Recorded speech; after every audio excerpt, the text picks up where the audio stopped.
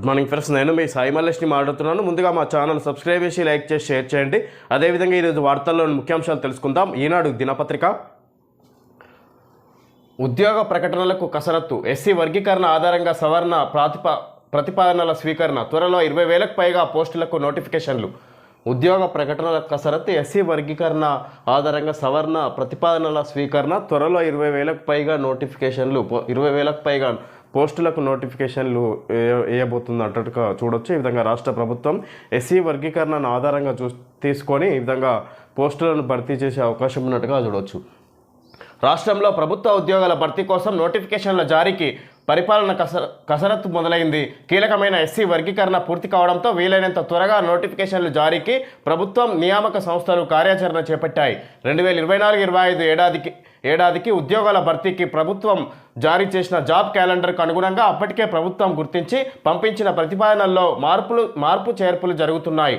SC వర్గీకరణకు అనుగుణంగా roster ప్రకారం ఖాళీల వివరాలు తెప్పించుకొని ఉద్యోగాలను భర్తీ చేసేందుకు సవరణ క్యాలెండర్ జారీ చేసేందుకు ప్రణాళికలు చేస్తున్నాయి. త్వరలో 20,000కు పైగా పోస్టులతో ఉద్యోగ ప్రకటనలు వెలువడే అవకాశాలున్నట్లు సమాచారం. ఈ విధంగా ఇక్కడ ఎస్సీ వర్గీకరణ ప్రకారం ఈ విధంగా రాష్ట్ర ప్రభుత్వం ఉద్యోగ అవకాశాలు 20,000కు పైగా పోస్టులను భర్తీ చేసే అవకాశం ఉన్నట్టుగా చూడవచ్చు. ఈ విధంగా ఏదైతే ఎస్సీ వర్గీకరణ పూర్తయిందో ఎస్సీ వర్గీకరణ పూర్తి కావడంతో వీలైనంత త్వరగా నోటిఫికేషన్లకు జారీకి ప్రభుత్వం నియామక సంస్థలు కార్యాచరణ చేపట్టాయి. 2024-25 జాబ్ క్యాలెండర్కు ఉద్దేశించి ఈ విధంగా దాన్ని అనుసరించి పోస్టులను భర్తీ చేసే అవకాశం ఉన్నట్టుగా చూడవచ్చు. బ్యాక్లాగ్ పోస్టులు కూడా రాష్ట్రంలో ప్రభుత్వ ఉద్యోగాల భర్తీకి ఏటా జాబ్ క్యాలెండర్ ప్రకటించాలని ప్రభుత్వం నిర్ణయించింది.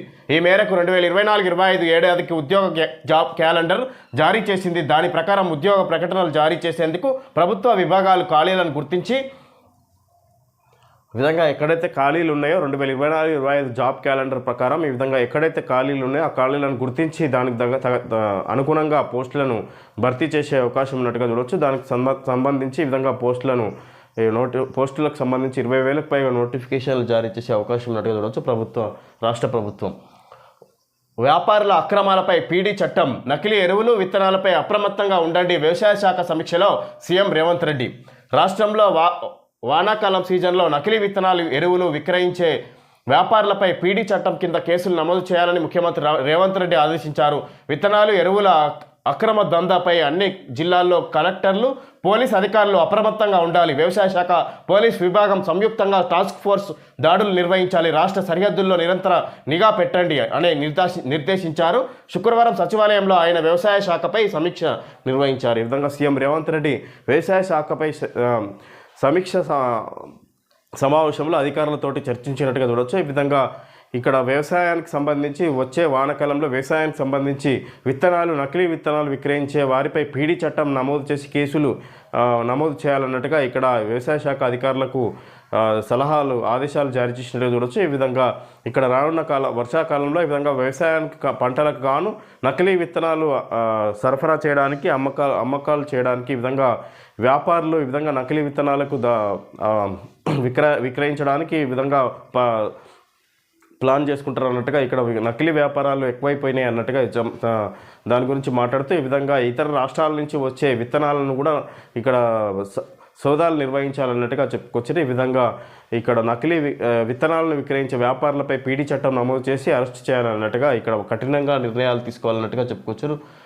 విడి విత్తనాలు కొనొద్దు, అన్నదాతలు నకిలీ విత్తనాలు కొని మోసపోవద్దు, ప్యాకెట్లు తప్ప విడి విత్తనాలు కొనవద్దు, విత్తన ప్యాకెట్లు కొనే సమయంలో తప్పకుండా బిల్లును తీసుకోండి, పంటకాలం ముగిసేంత వరకు ఖాళీ ప్యాకెట్లను భద్రపరచుకోవాలి. జిల్లాల్లో సరిపడా అన్ని కంపెనీల విత్తనాలు, ఎరువులు అందుబాటులో ఉన్నాయి, వాటి గురించి ఆందోళన చెందాల్సిన అవసరం లేదు.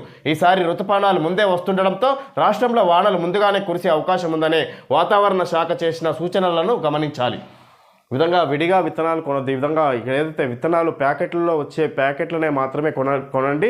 రాష్ట్రంలో అన్ని రకాల వ్యవసాయ పంటలకు గాను విత్తనాలు విరివిగా ఉన్నాయి, అందుబాటులో ఉన్నాయి. రాష్ట్ర ప్రభుత్వం దానికి అనుగుణంగా చర్యలు తీసుకుందన్నట్టుగా చెప్పుకోవచ్చు. ఈ విధంగా విడిగా విత్తనాలు కొనొద్దు. ఈ విధంగా వాటికి ఏదైతే ప్యాకెట్ రూపంలో కొంటారో వారి రసీదులను ప్యాకెట్లను భద్రపరచుకోవాలన్నట్టుగా సూచనలు ఇస్తారు. ఈ విధంగా నకిలీ విత్తనాలు ఒకవేళ అని బహిర్గతం అయితే వారిపై చర్యలు తీసుకోవడానికి ప్యాకెట్లు, రసీదులు ఉంటే ఇంకా త్వరితగతిన చర్యలు తీసుకోవడానికి అవకాశం ఉంటుందన్నట్టుగా చెప్పుకొస్తారు. ఈ విధంగా సీఎం రేవంత్ రెడ్డి ఈ విధంగా వ్యవసాయ శాఖ అధికారులతోటి సమీక్ష సమావేశం నిర్వహించినట్టుగా చూడొచ్చు నకిలీ విత్తనాలకు సంబంధించి. హైదరాబాద్లో డేటా సిటీ త్వరలో ఏర్పాటు చేయబోతున్నాం. ఫ్యూచర్ సిటీలో పూర్తిగా భూగర్భ లైన్లు వేయాలి.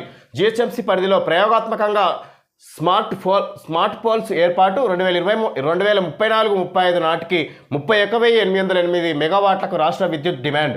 విద్యుత్ శాఖ సమీక్షలో సీఎం రేవంత్ రెడ్డి. ఈ విధంగా ఇక్కడ హైదరాబాద్లో విద్యుత్ శాఖ సమీక్షలో కూడా పాల్గొని మాట్లాడేట ఈ విధంగా హైదరాబాద్లో డేటా సిటీ ఏర్పాటు చేయబోతున్నాం, త్వరలో ఏర్పాటు చేయబోతున్నాం. ఈ విధంగా ఈ విద్యుత్ లైన్లను ఫ్యూచర్ సిటీలో విద్యుత్ లైన్లను బహిరంగంగా కాకుండా అంతర్గతంగా భూభాగంలో నుంచి ఏర్పాటు చేయాలి. ఈ విధంగా ఎక్కడ కూడా విద్యుత్ టవర్లు ఈ విధంగా విద్యుత్ లైన్లు కనిపించచ్చు అన్నట్టుగా చెప్పుకోవచ్చు. ఈ విధంగా ఇక్కడ హైదరాబాద్ను మరింత అభివృద్ధి చేయబోతున్నాం. ఈ విధంగా అదేవిధంగా రానున్న కాలంలో 2034-35 ఆర్థిక సంవత్సరానికి గాను ఈ విధంగా విద్యుత్ సరిపడే విధంగా వినియోగించుకునే విధంగా ఈ విధంగా మోతాదులో ఉత్పత్తిని సంబంధించి ఉత్పాదక గురించి ఈ విధంగా ఇప్పటి నుంచే ప్రణాళికలు ఏర్పాటు చేసుకోవాలన్నట్టుగా విద్యుత్ శాఖ అధికారులతోటి చర్చలు జరిపినట్టుగా చూడవచ్చు సీఎం రేవంత్ రెడ్డి. సర్వే పటం ఉంటే రిజిస్ట్రేషన్ తొలుత 5 జిల్లాల్లో పైలట్ సర్వే 5 సంస్థలకు బాధ్యతల అప్పగింత. సర్వే పటం ఉంటే రిజిస్ట్రేషన్ తొలుత 5 జిల్లాల్లో పైలట్ సర్వే 5 సంస్థలకు బాధ్యతల అప్పగింత. ఈ విధంగా 2 రిజిస్ట్రేషన్ల వివాదాలు తక్కువ భూమి ఉంటే ఎక్కువ విస్తీర్ణానికి రిజిస్ట్రేషన్. దసరాల్లో భూమి ఉండి క్షేత్రస్థాయిలో లేకుండా రిజిస్ట్రేషన్. ఇలా రిజిస్ట్రేషన్ మ్యూటేషన్ చిక్కులేవి లేకుండా స్పష్టమైన హక్కులు కల్పించేందుకు ప్రభుత్వం సర్వే చేపట్టనుంది. భూభారతి చట్టంలో సాగు భూముల రిజిస్ట్రేషన్లకు సర్వే పటం తప్పనిసరి చేస్తూ ప్రత్యేకంగా నిబంధన తీసుకొచ్చిన విషయం తెలిసిందే. ఈ విధంగా భూభారతి రూపంలో కొత్త చట్టం తీసుకొచ్చిన రెవెన్యూ చట్టం రాష్ట్ర ప్రభుత్వం ఈ విధంగా దానికి సంబంధించి సర్వేను నిర్వహిస్తుంది. ఈ విధంగా ఈ సర్వే పటం ఉంటే రిజిస్ట్రేషన్ చేస్తామన్నట్టుగా చెప్పుకొస్తారు. ఈ విధంగా ఈ డబల్ రిజిస్ట్రేషన్లు ఈ విధంగా భూ వివాదాలు ఏవైతే ఉన్నాయో వాటికి పరిష్కరించే దిశగా రాష్ట్ర ప్రభుత్వం చర్యలు తీసుకుంటుంది. భూభారతిలో భాగంగా ఈ డబల్ రిజిస్ట్రేషన్లు ఏవైతే భూ వివాదాలు ఉన్నాయో అవన్నీ పరిష్కరించే దిశగా రాష్ట్ర ప్రభుత్వం చర్యలు తీసుకుంటుంది అన్నట్టుగా చూడవచ్చు.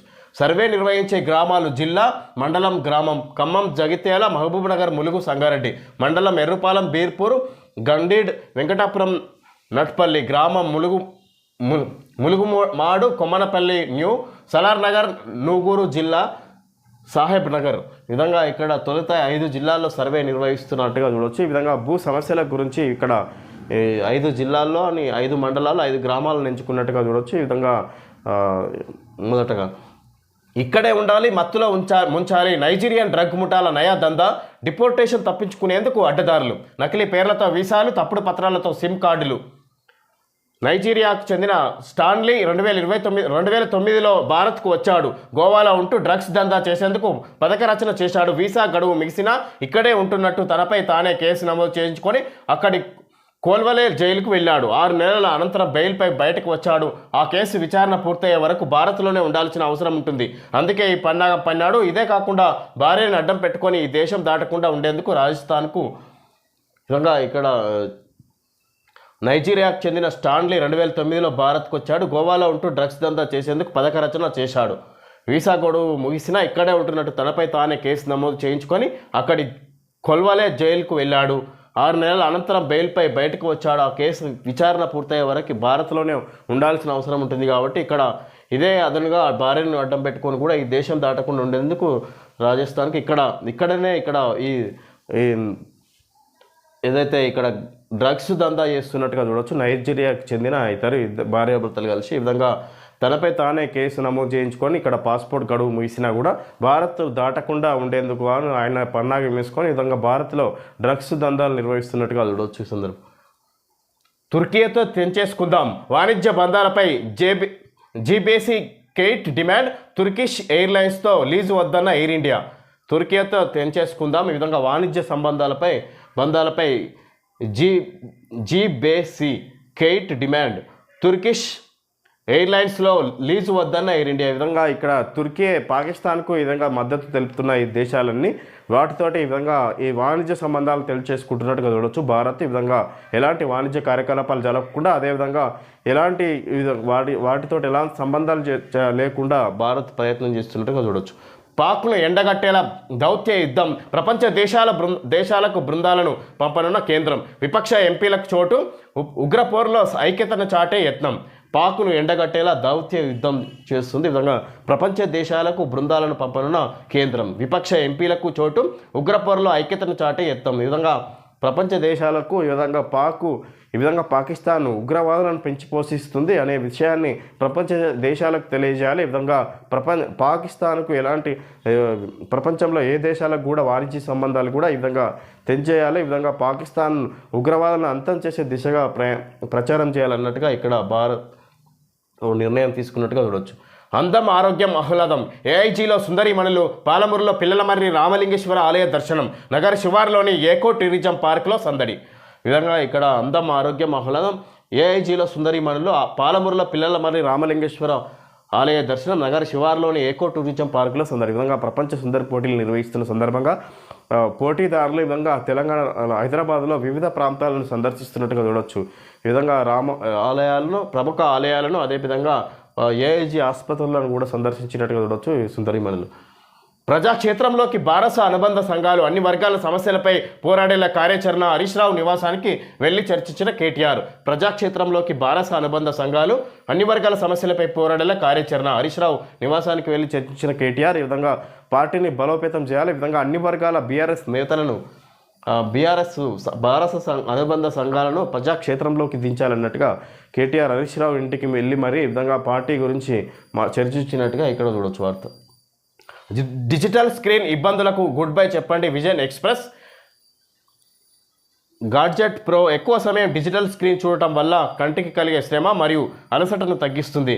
ఈ విధంగా గాడ్జెట్స్ స్పెక్టాకిల్స్ ఫర్ 1999 గెట్ 2 అన్నట్టుగా ఇక్కడ చెప్పుకోవచ్చు. ఈ విధంగా యాడ్ ఇచ్చినట్టుగా చూడవచ్చు విజన్ ఎక్స్ప్రెస్ వాళ్ళు. Trends footwear back to school, ఈ ఫుట్వేర్ వాళ్ళు యాడ్ ఇచ్చారు ట్రెండ్స్ ఫుట్వేర్ గురించి. School ready, free gifts away to. ఈ విధంగా పిల్లలకు ముఖ్యంగా ఫుట్వేర్కి సంబంధించి షూస్ ఉన్నాయన్నట్టుగా యాడ్ ఇచ్చారు. ఓకే ఫ్రెండ్స్, ఈరోజు వార్తల్లోని ముఖ్యాంశాలు తెలుసుకోవడం జరిగింది. Thank you friends.